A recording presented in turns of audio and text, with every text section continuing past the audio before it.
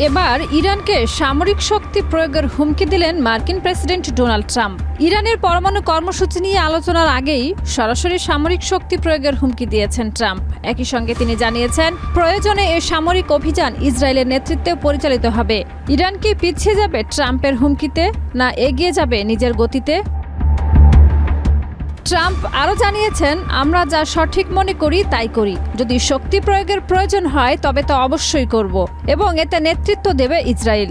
এই প্রেক্ষাপটে ইরানের প্রেসিডেন্ট মাসুদ পেজেশকিয়ান জানিয়ে দিয়েছেন, যুক্তরাষ্ট্রের সঙ্গে সরাসরি কোনো আলোচনা হবে না, তবে আলোচনার পথ পুরোপুরি বন্ধ নয়, আর তা হবে ওমানের মধ্যস্থতায় পরোক্ষভাবে। পেজেশকিয়ান আরও বলেন, আমরা সম্মানের সঙ্গে আত্মবিশ্বাস নিয়ে আলোচনা করব।